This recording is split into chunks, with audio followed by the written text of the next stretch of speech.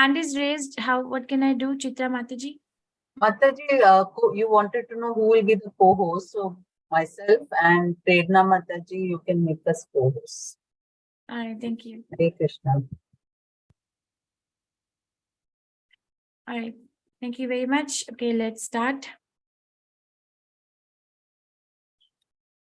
Om Gyan Timirandasya Gyananjan Shalakaya Chakshurunmilitam Yena Tasmai Shri Guruve Namaha. Shri Chaitanya Manobishtam Sthapitam Yena Bhutale Swayam Rupa Gadamahiyam Dadati Swapadantikam. He Krishna Karna Sindhu Deenbandhu Jagatpate Gopesha Gopika Kantha Radha Kantha Namastite Tapta Kanchan Gaurangi Radhe Vrindavaneshwari Prishbhanusate Devi Pranamami Hari Priye. Jai Shri Krishna Chaitanya Prabhu Nityananda Shri Advait Gadadhar Shivasadi Gaur Bhakti Vrinda. Hare Krishna Krishna Krishna Hare Hare Hare Ram Ram Ram Hare Hare. Namam Vishnu Padaya Krishna Prishtaya Bhutale Srimati Bhakti Vedanta Swami Iti Namine Namaste Saraswati Deve Gaurvani Pracharine Nirvishesha Srinivadi Paschatya Deshatarine. Okay, welcome everyone to understand Gita in 18 days. Today is day 6. We will do chapter 6 overview. The name of the chapter is Dhyana Yoga.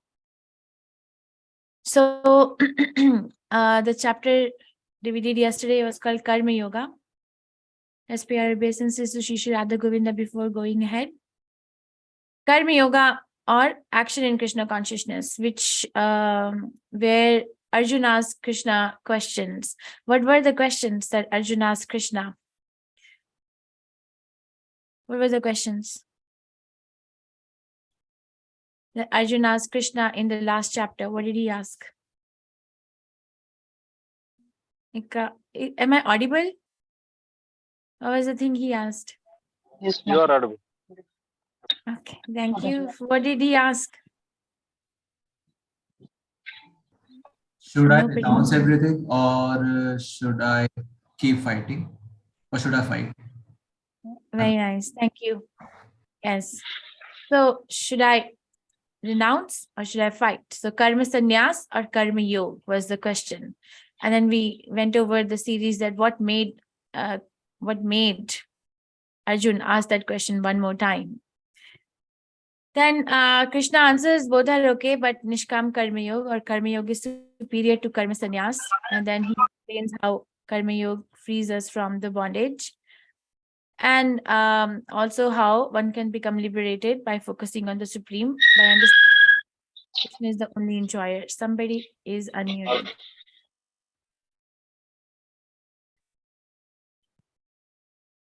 Today, this is an overview of the chapter today. Again, don't worry. This will make more sense towards the end.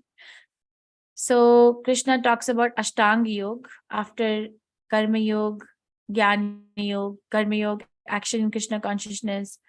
And now is Ashtanga Yoga, or also called as Dhyana Yoga. So stages of the Ashtanga Yoga practice and why control mind, destination of unsuccessful yogi and bhakti yogi is the topmost yoga. So the question arises that what is yoga? I don't know why I'm seeing two screens. Anyway, what is yoga? Is this yoga or is this yoga? You know, being in a hot summer day, igniting fire everywhere and standing upside down, or it's a very cold day and being upside down without clothes. Oh my goodness. Or is this yoga? Where we do the austerities and stop our breathing. I don't know what this person is trying to do, but I guess there is no air under earth or less air. So suffocate oneself like that. Is this yoga? Or is it something which is done in a yoga studio, which is a modern definition of yoga? So is this yoga? Or there is a concept of beer yoga in the Western world. You know, you do some exercise steps and then you sip on a beer. Or goat yoga. There is a concept of goat yoga. I don't know, you do some exercise and then the goat goes on your back. Or office yoga. Do it in the after work yoga. Or chair yoga.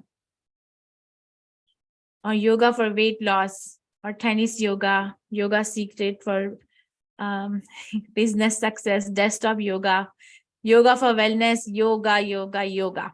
Yes, is this yoga? Is this yoga?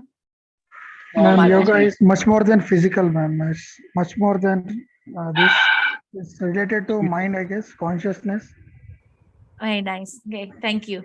Okay, let's see what the Bhagavad Gita talks about the definition of yoga.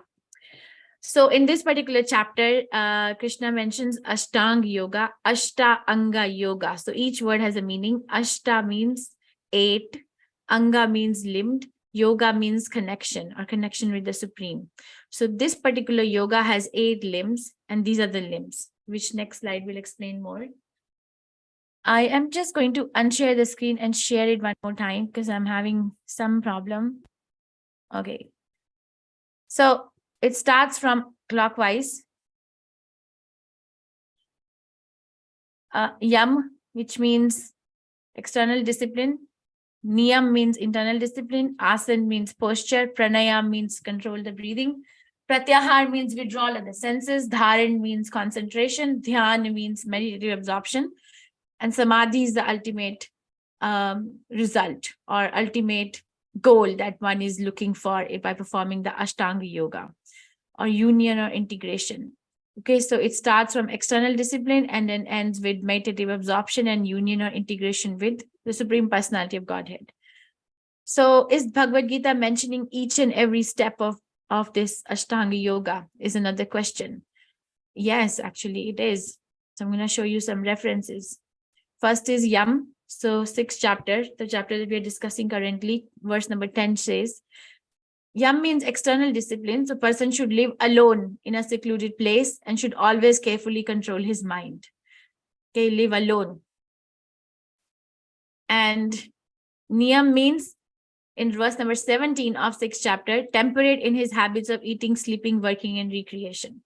You see, this person, this yogi is not sitting at the rooftop. Or once I was giving these 18-day classes, and I asked, so how many of us are ready to follow the first step, Yam, living in a secluded place, alone? How many of us are ready to do this?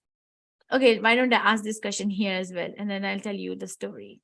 Yeah, how many of us can go and live? It's not that we are visiting or we are on vacation or we go there 1 or 2 hours a day. No, you go there for this particular goal to achieve. How many of us are ready? Are you ready? Yes, ma'am. I think No. we are No, already Mataji, I'm not living ready. Somebody saying It's yes. quite difficult to do that.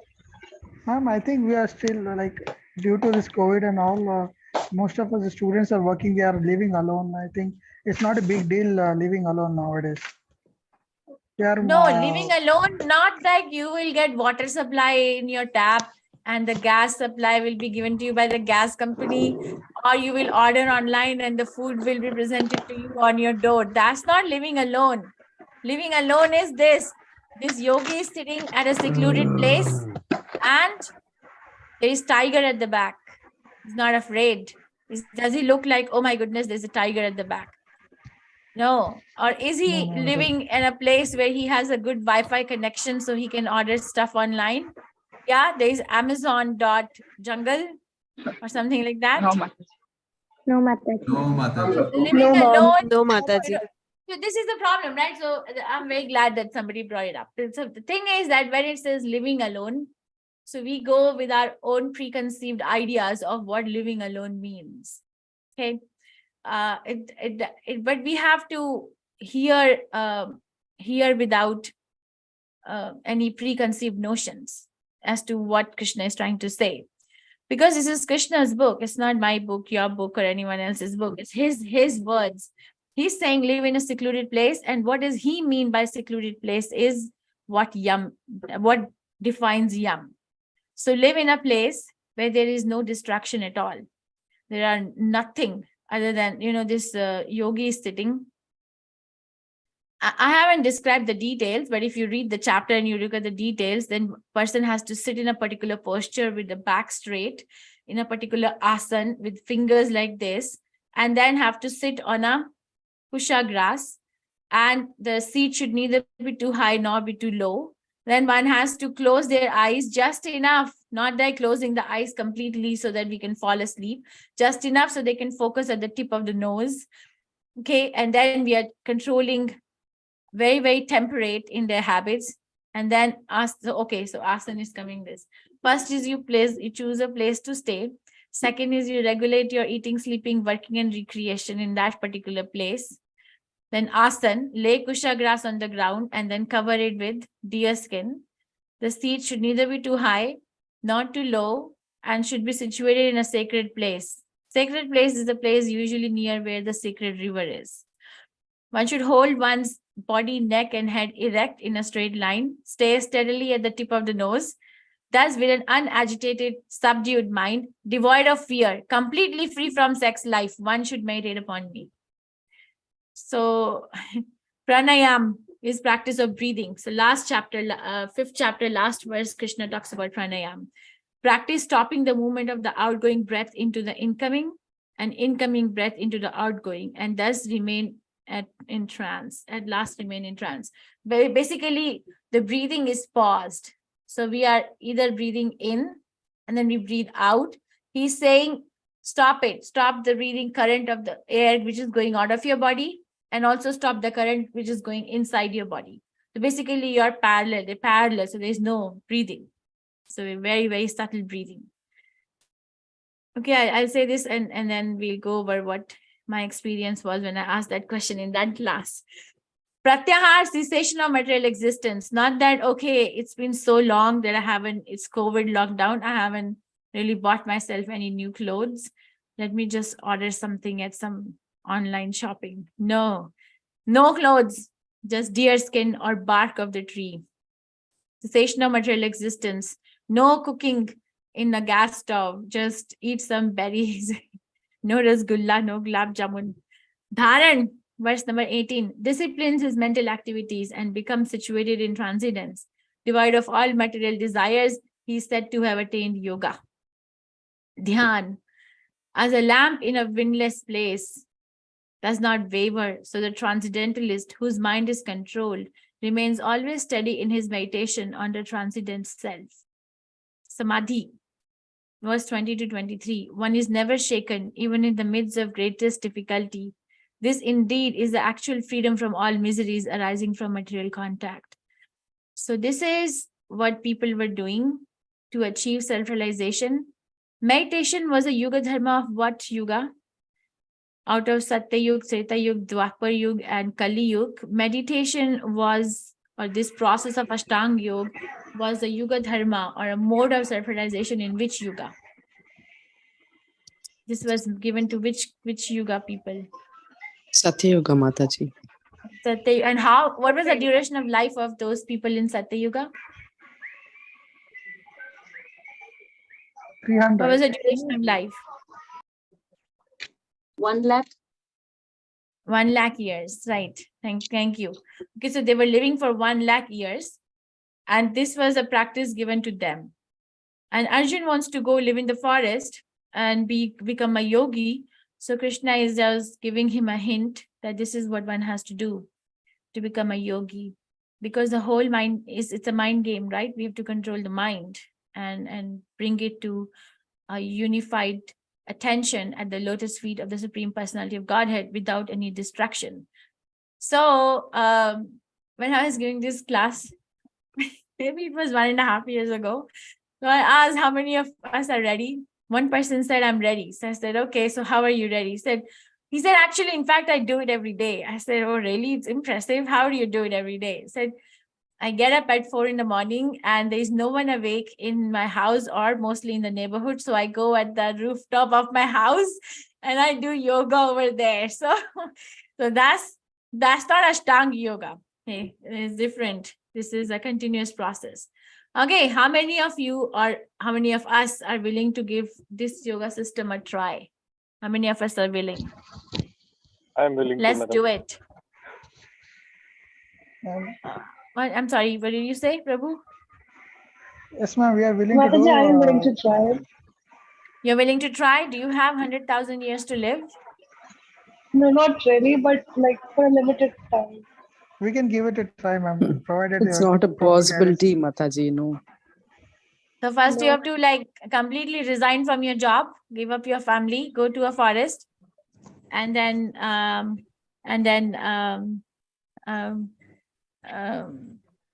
find a kusha grass and sit in a particular posture, and then do all those yam niyam, pratyahar, dharana,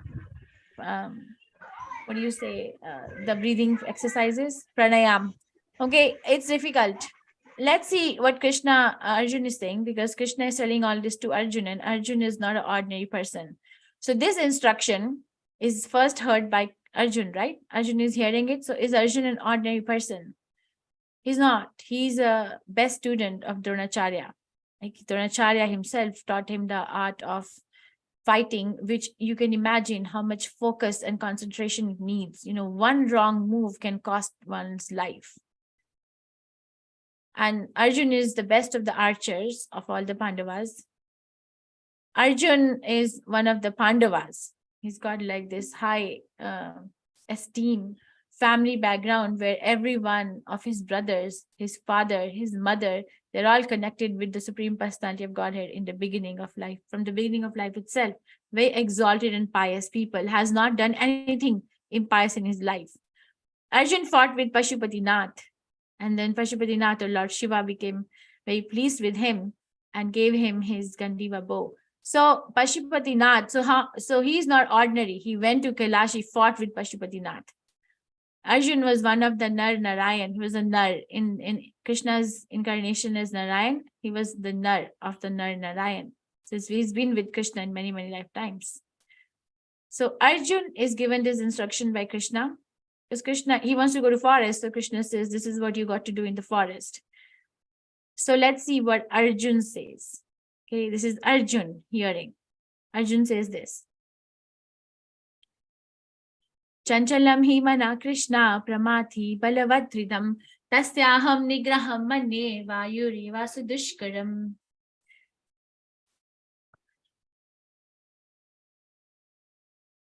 For the mind is restless, turbulent, obstinate, and very strong, O Krishna, and to subdue it, I think, is more difficult than controlling the wind. So he's saying this yoga system that you just described to me is impossible.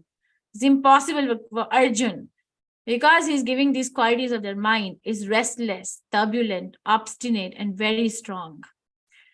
So Arjun can actually control the wind. He's not just talking for the sake of talking, saying, I think is more difficult than controlling the wind. Arjun can control the wind with his powers of fight. He can detour detour the route of the wind to another direction because he's so powerful from his fighting skills, but he can't control his mind. So this is Arjun's take. So if we are trying to, we discussed this in chapter 2, if we are trying to make a decision in our life, then we can make a decision either in the mode of ignorance, where we are never able to decide anything. We can make a decision in the mode of passion, where we just impulsively make a decision and think about the consequences later. Or we can make a decision in the goodness, where we are very introspective. We think about the pros and cons very deeply, possibilities of what will be the consequences and how many people is this consequences going to affect with my decision. Or we can make the decision in Shuddha Sattva or pure goodness, where we take help of the Guru Sadhu Shastra principle, spiritual masters, saintly people, and the scriptures. So Arjun is actually situated in the Shuddha Sattva platform at the highest level. It's purified goodness. So he is trying to make a decision because these are his doubts, his questions. So he's trying to make decision from learning from his spiritual master, which is Krishna, and Krishna's instructions, which is Shastras, non-different, right? So he is saying, I can't. So whoever said, yes, we have to go back and study and have an internal dialogue as to what mode am I situated in? Do I really make such decisions in my life where I don't think about the consequences and I just take a decision? And do I like living like that? Am I meeting the goal of my life with that kind of a decision-making strategy? Because if somebody has a goal of life of self-realization, of going back to Krishna, I'm just preparing so that I can pass that exam and go back to Krishna, then the strategy has to be changed. Okay. So Krishna said, the blessed Lord said, "O mighty armed son of Kunti, it is undoubtedly very difficult to curb the restless mind, but it is possible by constant practice and by detachment." Okay, so Krishna is not invalidating Arjun's statement. He could have said, "Arjun, you're standing with me," and Krishna's one name is Aniruddha. Right? What does Aniruddha mean? Third canto Srimad Bhagavatam, chapter 26, it describes the meaning of the word Aniruddha. Aniruddha means the form of Krishna which controls the mind. And that form is described. It's like a bluish lotus flower. That form is described. So Krishna could have said, "I am the origin of the mind. I'm actually the controller of the mind. I'm the deity of the mind.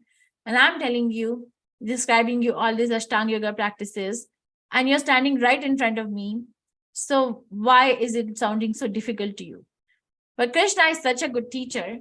Krishna is validating Arjun's concern. He's saying, yes, undoubtedly it is very difficult. Okay, because Krishna and Arjun's dialogue is a dialogue of empowerment. There is no guilt, there is no regret, and definitely there is no disempowering tendency from Krishna to Arjun. Krishna wants to empower Arjun. So he's validating, yes, it is difficult, but there is one way which you could adopt by which it is possible. And what is that way? Constant practice and detachment, constant practice. So Krishna consciousness is not just a weekend refreshing trip to a temple, or a Govinda's restaurant, but is actually a way of lifestyle, constant. So for one whose mind is unbridled, self-realization is difficult work. But he whose mind is controlled and who strives by right means is assured of success. Okay, so Krishna is saying, okay, if the mind mind control is a lot of work for a person whose mind is completely unbridled. Completely unbridled or unbridled mind means, uncontrolled mind means that it lacks a goal. There's no focus. Remember second chapter we read Vyavasatmika Buddhi Eke He Kurunandana Bahushakahi Anantascha. So that verse, the mind is uncontrolled because there are too many branches it's going in. So the question arises, is mind a friend or an enemy? Because it's right there. It's part of my subtle body. So Krishna answers this. For him who has conquered the mind is the best of friends. But for one who has failed to do so, his very mind will be the greatest enemy. In 7th canto Srimad Bhagavatam, Prahlad Maharaj says that for a conditioned soul, there is no other enemy other than one's own controlled mind. So no other enemy other than one's own uncontrolled mind. One's own uncontrolled mind. Basically, he's saying we try to find enmity outside of us. We try to blame the institution. The rules and regulations are so rigid. People, they're so heartless. Or circumstances, oh, it's so cold, it's so hot, it's drought, rainy, or whatever it is. We always try to other person, oh, that person is so mean. We actually adopt such kind of a vocabulary, but according to Krishna, according to Prahlad Maharaj, there is no other enemy other than one's own uncontrolled mind. His very mind will be the greatest enemy. He is the greatest enemy. But if we control it, very mind is the best of friends. So Arjun, after hearing all this, is a little bit like thinking that, oh my God, now my plans of going to the jungle or forest and running away from this chaos of Mahabharat war is looking, it's like going down the drain. Because even if I go in the forest, I won't be able to do what Krishna is telling me. He's utterly honest. He's not pretending. So then he asks Krishna this question.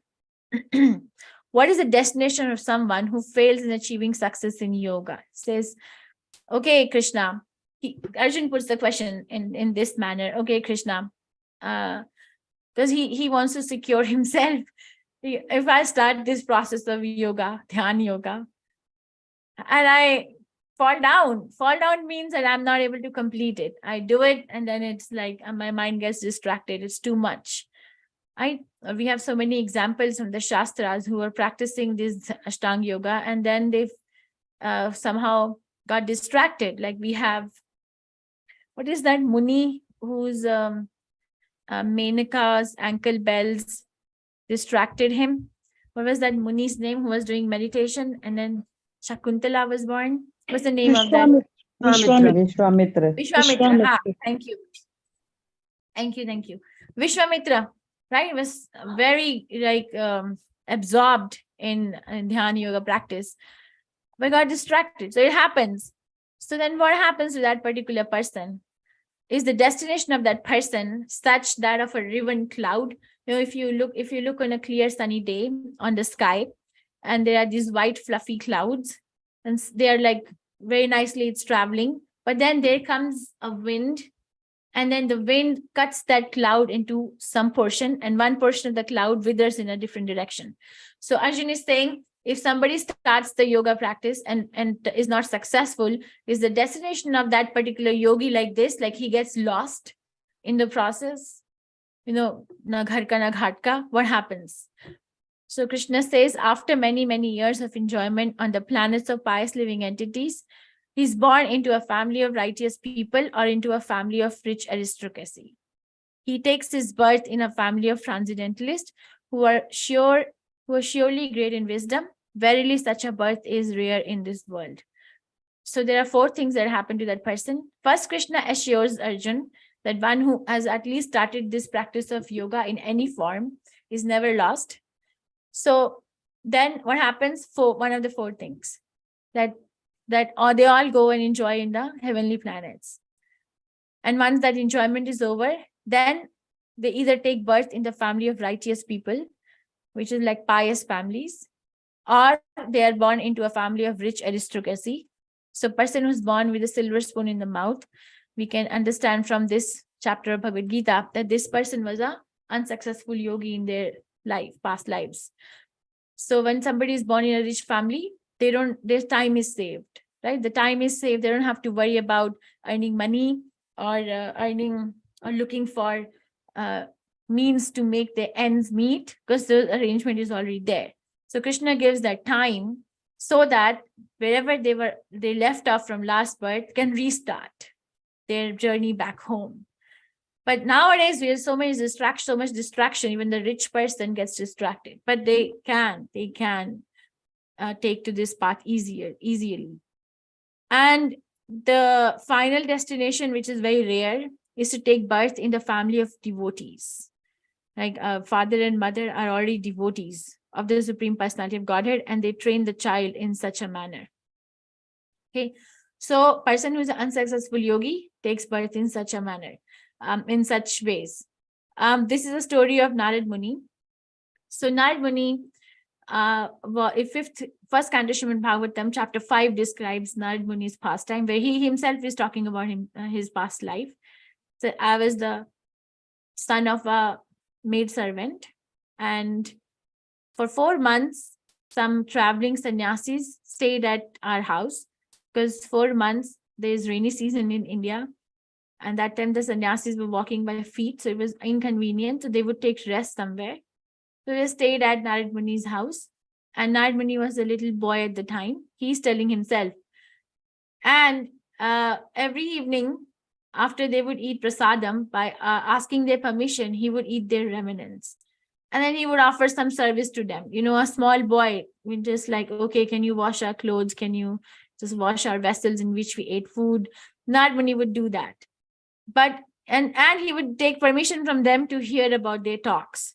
So by hearing them for 4 months, he actually developed attraction towards the Supreme Personality of Godhead. So after 4 months, when those sannyasis and devotees left, his mother was one evening milking the cow, and then she was bitten by a poisonous snake and she passed away. She died. So small boy had nowhere else to go in the whole world. But he took it as Krishna's arrangement, because he had become so staunch in his bhakti to the Krishna, to the Supreme Personality of Godhead, that he actually took it as Krishna's arrangement, and he actually went to perform austerities in the forest. as he was advised by those devotees of Krishna at the time. And then when it was time for him to leave the body, he became Narad Muni. So he remembers. So basically, then the question is, who is the greatest yogi? What kind of yoga practice is best for everyone?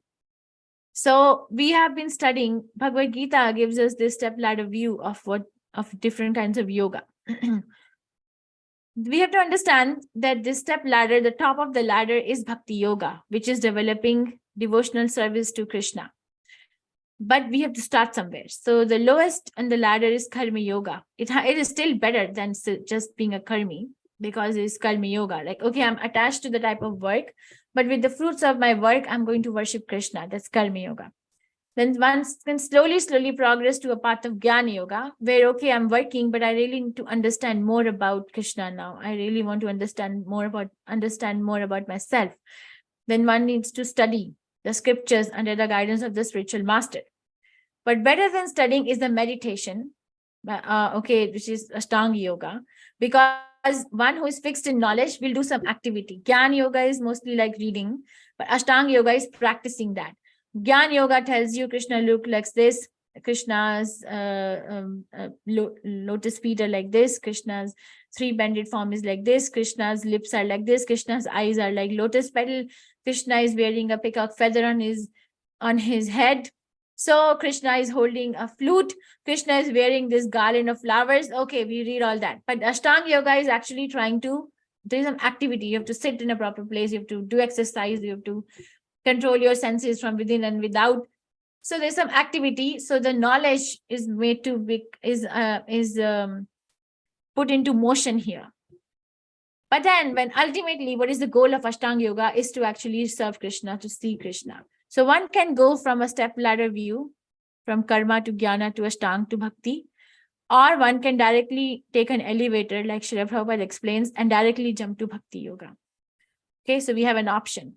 So Krishna himself says, at the end of explaining Karma Yoga, Jnana Yoga, and Dhyana Yoga, he himself says this, and of all the yogis, he who always abides in me with great faith, worshipping me in transcendental loving service, is most intimately united with me in yoga and is the highest of all. So yoginam api sarvesham madgatir antaratmanaha. Bhajate imam shraddha. I'm forgetting the verse. So basically, of all the yogis, all the kinds of yogis, one who is actually in worshipping Krishna in transcendental loving service. So this word service, and service is an active word. It's not like sitting. Sitting means passive word, but service is active, actively engaged in doing something for the Supreme Personality of Godhead. That kind of a yogi is the highest yogi. So this particular chapter will lead to a beginning of middle section of Bhagavad Gita from tomorrow, which is chapter number 7 to chapter number 12, where only Bhakti Yoga is described. So we have this one chapter, or maybe we can say 2 chapters for Karma Yoga, 1 chapter for Jnana Yoga, 1 chapter for Dhyana Yoga, but then we have middle 6 chapters exclusively for Bhakti Yoga. So then tomorrow it starts, because this is a stepping stone. Krishna has already given his word that Bhakti Yoga is the supreme most yoga, and then he starts describing how to do that. Okay, how to do that and what happened and how not to do that. A little bit about yoga.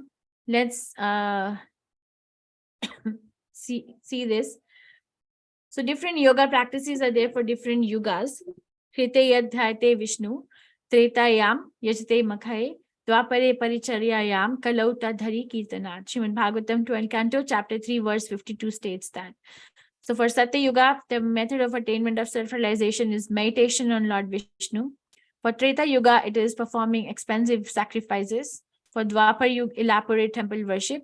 But for Kali Yuga, Kalo Tad Hari Kirtana, chanting the holy names of the Lord.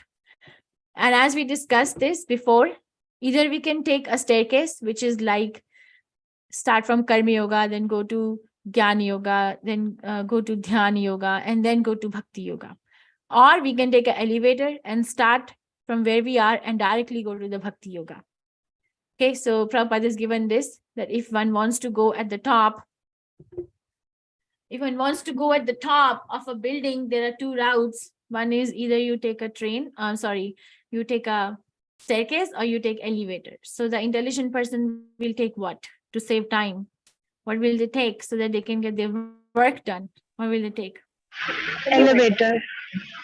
So intelligent person will take elevator. Thank you. Okay, so the elevator. So the most intelligent person of this particular age, this is what this verse is about, will take directly to chanting of the holy names of the Lord. Krishna Varnam Tusha Krishnam Sango Pangasta Pashadam Yajane Sankirtane Prayer Yajanti Hi Sumedashaha. 11th Canto, Chapter 5, verse 32 of Srimad Bhagavatam. In the age of Kali, intelligent persons perform congregational chanting to worship the incarnation of Godhead, who constantly sings the names of Krishna. Although his complexion is not blackish, he is Krishna himself. He is accompanied by his associates, servants, weapons, and confidential companions. So, Harinam is, we talk about the maha-mantra, right? Hare Krishna mantra. So, what is the meaning of the word mantra?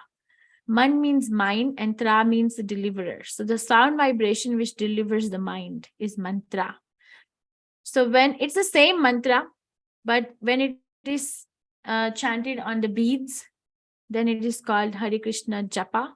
And when it is chanted with instruments, with other congregation devotees, in a singing melodious voice, it becomes kirtan.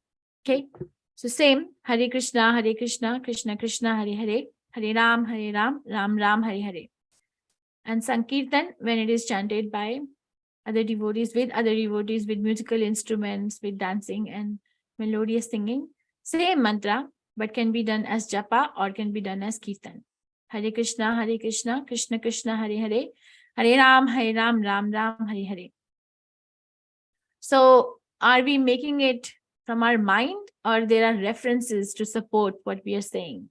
Let's look at some of the references. Narayan Samhita says this. Dwapayer janer Vishnu panchar tarestu kevalehe kalauto na matrena pujyate Bhagwan Hari. In the age of Kali, people should simply chant holy names of the Supreme Personality of Godhead. Then Kali Santarna Upanishad from Krishna Yajurved says this. Hare Krishna, Krishna Krishna, Hare Hare, Hare Ram, Ram Ram, Hare Hare, Iti Shodashakam Nam Kali Kalmasha Nashanam, Natha Paratarayo Payaha Sarva Vedeshu Drishyate. After searching through all the Vedic literature, one cannot find a method of religion more sublime for this age than the chanting of Hare Krishna. Hare Nam eva kevalam, kalau nastiev gatiranyatha. In this age of quarrel and hypocrisy, the only means of deliverance is the chanting of the holy names of the Lord. There is no other way, there is no other way, and there is no other way. This is from Chaitanya Chaitamrita Adi Leela, chapter 17, verse 21. Kaler dosha nidhi rajan, astihi eko mahan guna. Kirtanadeva Krishnasya Mukta Sangha Param Rajet.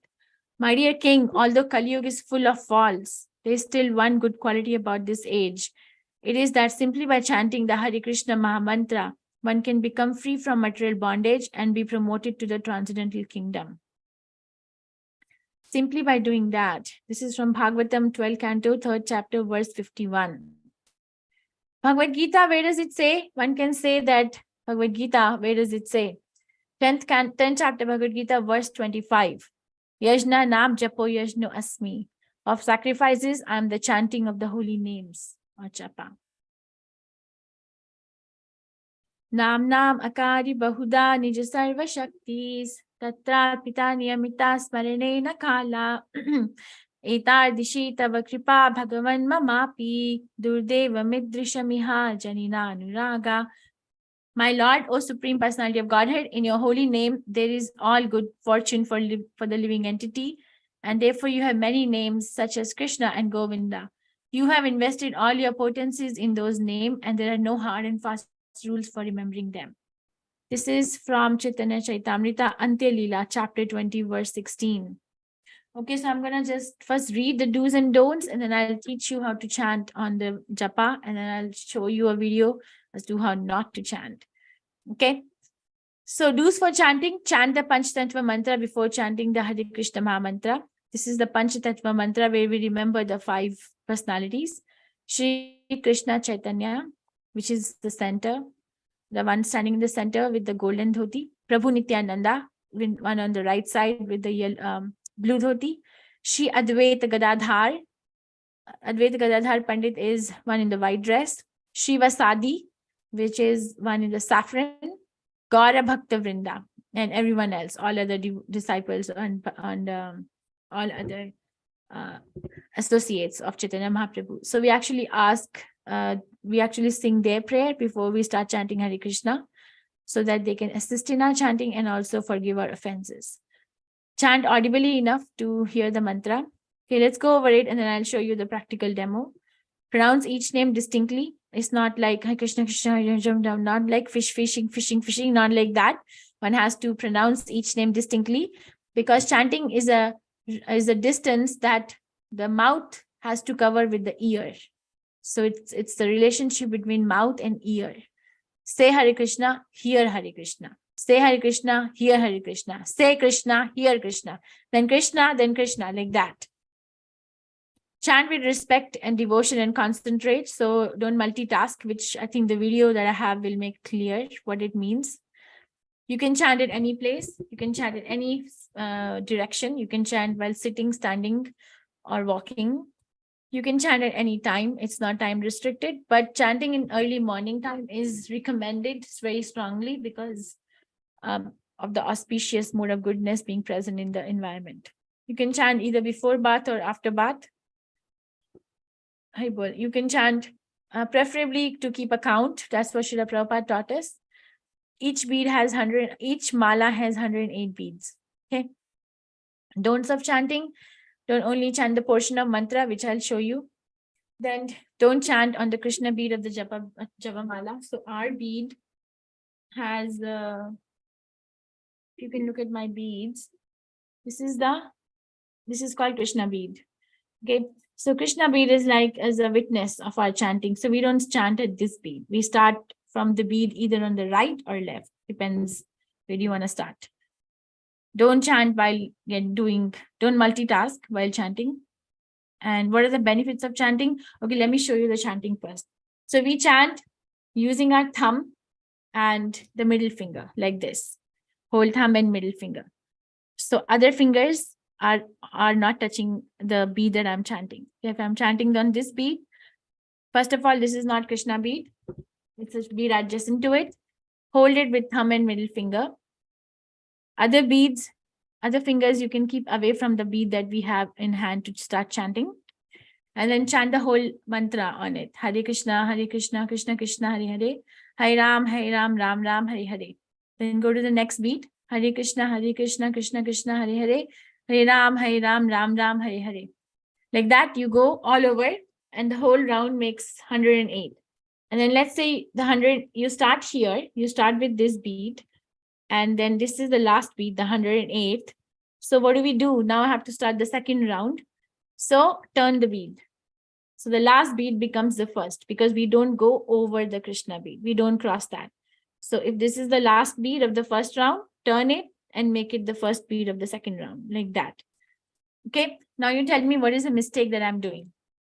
I'm going to show you the demo and you tell me what I'm doing wrong and how do I correct myself. Hare Krishna, Krishna Krishna, Hare Hare. Hare Ram, Ram Ram, Hare Hare. Hare Krishna, Krishna Krishna, Hare Hare. Hare Ram, Ram Ram, Hare Hare. Yeah, am I doing something wrong or everything is right? Yes, Mataji. Mataji, you are doing wrong. You are chanting You're doing half. like one mantra one time, and then you're moving to the next beat. You're not chanting the whole mantra in the one beat. Very nice. Thank you very much. So we have to chant Hare Krishna, Krishna Krishna, Hare Hare. Hare Ram, Ram Ram, Hare Hare. All 16 syllables. And then go to the next beat of Hare Krishna, Krishna Krishna, Hare Hare. Hare Ram, Ram Ram, Hare Hare. Okay, I'm going to chant like this now. Hare Krishna, Krishna Krishna, Ram Ram. Hare Krishna, Krishna Ram Ram. What is the mistake? Oh my goodness, you have to Yes, Not what's the fully- mistake? Not fully Mantra is chanting. you are not Ma'am, reciting it's too mantra fast audible and enough to it's your not ears. audible enough. Yes, mantra is not- not complete. it's not comprehensible enough. It doesn't even know why I'm chanting Hare Krishna or I'm chanting fish, fish, fish. Okay, very good. And what about is my I think I'm completely undistracted when I give the class. So I don't know where my phone is, but let's say I have a phone in my hand. Okay. So let's say this is the phone. Oh my goodness. Let's say this paper is a phone. And I'm just like WhatsApping someone and I'm chanting Hare Krishna, Krishna, Krishna, Hare Hare Ram, Ram, Ram, Hare Krishna. So what's the problem? What's the problem? Multitasking. What's the problem in that particular kind of chanting? Ma'am, we are disrespecting the mantra itself and also disrespecting ourselves in the The words. concentration No should be there only. concentration. Okay, thank you.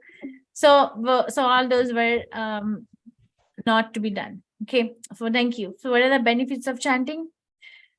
Let's look at some of the references and some of the testimonials.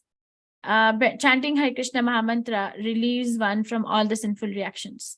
This picture is not imagination. This picture is from 5th canto Srimad Bhagavatam, the last chapter, a description of the hellish planets, where if somebody is drinking intoxicants in this life, then they are in the hellish planet, they go to where they have to drink the hot lava. If somebody cheated someone in their life before death, then after death, they are taken to a planet where their body, the subtle body, is subjected to pain with hot iron rods. If they have eaten meat, then they are taken to a planet where their body is put in hot boiling water. If they have illicit relationships, then they are taken to a planet where they are made to embrace the iron hot form of the opposite gender. This body has to suffer. So chanting Hare Krishna gives one relief from all unwanted drives and habits. So these habits are unwanted. We don't need smoking to survive. We don't need to drink liquor to survive. Like we don't need to take drugs to survive. We need water, we need food to live. But do we need all those things to live? Are those our survival essentials? No, No, Mataji. But the whole world is struggling, right? That's the bottom line, that they are struggling. And whatever rehabilitative reformations we are bringing on the table is not giving happiness. Hare Krishna is a function of the soul, Hare Krishna maha-mantra, and function of the soul is to bring happiness. But the person is genuinely happy from inside, and that is why they look happy from outside. If you look at the devotees, they're shining. Actually gives a peace of mind, because there is a mind gets its own purpose, that what is it that I have to do? And it's a real happiness. If you ask a person who's been chanting Hare Krishna for sincerely and making progress by the mercy of the spiritual master and the Supreme Personality of Godhead, and you ask that person, let's go to a nightclub, which many people in the world might be looking forward to go to spend time, that person won't go. Prabhupada tells his own story. He said, when I was a householder, and once I was walking on the road and my friend came with his family in the car and they were going to watch this cinema, and they forcibly put me in the car to take me to cinema. I said, I don't want to go, but they anyhow took me. So the minute we reached the cinema hall, I just ran away. Because I have no taste. Even if you give me $100,000, thousands of dollars, I will still not go, because it doesn't make sense in my life. There's enlightenment. Because who is who, the perspective is placed from the lens. The perspective of life is changed to the lens of the scriptures. Okay, we are not looking at our own life or the life of other people from the eyes of our own mind. We are looking at it from the Guru Sadhu Shastra principle. So what people say about chanting Hare Krishna, this is George Harrison. It's really a process of having realization of God. He's one of the richest people of his time. He's one of the singers in Beatles group. He was made devotees by the devotees in UK. and he's grateful. So everything started happening for me when I began chanting Hare Krishna. This Jean-Claude Halleck is the youngest director of a startup company in France, which is like now billions of dollars worth. This is Albert Ford, which is a co-owner of Ford Motors. He's Srila Prabhupada's disciple. Chanting Hare Krishna has made a tremendous impact in my life. His name is Ambarish Maharaj Das. We know this person. This person is Andy Desai, leading Indian industrialist. He's Hare Krishna. I've been chanting Hare Krishna for many years and I've never found anything more pleasurable. This is Mr. Muffat Lal. Chanting Hare Krishna has helped me face all the ups and downs in my life with great confidence and peace of mind. So CEO of Muffat Lal Fabrics. I think this company is still there. Chanting helped me give up my bad habits. So this was Annie Schoffes. She was a Dutch model of Srila Prabhupada. She became Srila Prabhupada's disciple and Srila Prabhupada asked her to go to Japan and marry this devotee. So this person is her husband and start a temple in Japan. She had no idea who that person is, but because Srila Prabhupada asked her, she went and she married this person from Japan and started a center in Japan. So I think she looks more beautiful here than here. Same person, but look how happy she looks here, genuinely. This is another model. I think it is Cindy Vicky Overton. Okay, so she's a of her time leading European model. By starting to chant Hare Krishna, I feel tremendous happiness. My outlook towards life is a lot more brighter after starting to associate with Hare Krishna devotees and chanting the maha-mantra. Bruce Kleinberg, the Army officer of United States. Maha-mantra significantly reduces stress, depression, and the mode of ignorance, and considerably increases mode of goodness. This is Dr. Wolf. He's actually he did a PhD. He's in Florida. So he actually did a PhD of effects of chanting Hare Krishna Maha-mantra and reduction of our mode of ignorance and depression and anxiety. So he actually wrote his PhD paper on that. And he still uses this strategy to help innumerable people. He's a psychologist to deal with the ups and downs of their lives. When I'm nervous, I find chanting very calming. I don't get shaken up with little things. Mrs. Sally Rayleigh, merchandiser in US. Chanting Hare Krishna and reading authorized books on Krishna consciousness has brought me great peace. Ramesh Lal, the Toronto Health Spa proprietor. We can all chant. You see, there was a reason to present those testimonials because those people are not poor. If I'm aiming for happiness and my definition of happiness is money, those people had enough.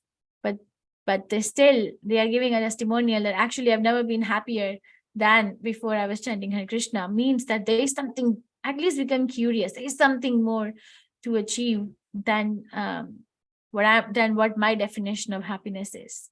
We all can chant. Yeah, why don't we do that? We all can chant. Hare Krishna, Hare Krishna, Krishna Krishna, Hare Hare. Krishna, Hare Krishna, Ram Ram, Hare Hare. Ram Ram, Hare Hare. Hare Krishna, Hare Krishna, Happy. Krishna Krishna. Thank you very much. Okay, so this is the chapter, Advancing in Ashtanga Yoga. So Arjun is told about the definition of Ashtanga Yoga and the stages of Ashtanga Yoga from verse number 1 to verse number 32. Then why controlled mind is, this discussion is over here because the uncontrolled mind is the greatest enemy and the controlled mind is the best of the friends. And Arjun finds this whole process very difficult. So he asks Krishna the destination of unsuccessful yogi, which is discussed from verse 37 to 45. Suchinam Shinmatam Gehe, the destination, what happens to the person who starts the process of yoga but is not complete. Bhakti Yogi, Krishna ends the chapter by saying Bhakti Yogi is the topmost yoga, from verse 46 to 47. Hare Krishna. Yuktatmato Mataha. Okay, so let me show you this